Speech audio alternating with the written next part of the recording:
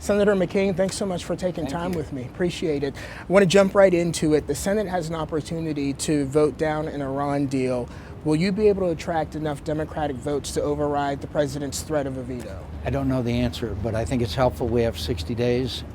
There's no doubt there are fundamental flaws in this agreement, but you have to understand the pressures that will be put on 34 of them is pretty intense. So I think we're going to make a compelling argument, but the pressures, there's a lot of pressures, you know, that an administration can put on one of these senators. So we'll have to see, but I look forward to the debate. Absolutely, I'm sure you are. Can you tell me a little bit about what you think about transgendered troops serving in the military?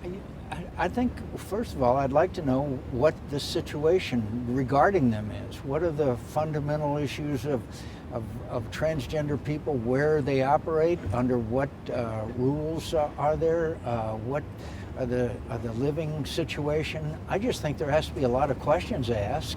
I understand the Supreme Court ruling obviously can be interpreted that is a policy that is legal, but first of all, I want to know its effect on readiness. Do you think we're winning the war against ISIL, and should Americans be concerned about that group? We are losing, and we're losing badly, and there's thousands of young men and a few young women that are flowing in from Europe and from all over the world, and they are succeeding, and they have a capital, and they control territory, and they're now spreading. They're now spreading into Afghanistan. The latest information of Afghanistan. They're winners in the view of these radical Islam. By the way, the president refuses to call it radical Islam. Yeah. Amazing. Yes, they're winning. And as long as the Iraqi military is unable to fight, which is the case, we have to depend on the Kurds. And now the Shia militias, run by Soleimani, who is the head of Iranian Revolutionary Guard, who killed, according to General Dunford, 500 Americans with their copper-tipped IEDs, is now running the Shia militias, who in Sunni areas will commit atrocities. So big problem for Americans, and they should be concerned about it.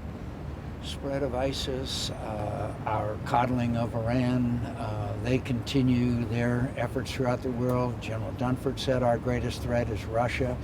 Look, Henry Kissinger said before our committee, there's never been more crises in the world since World War II. He's right.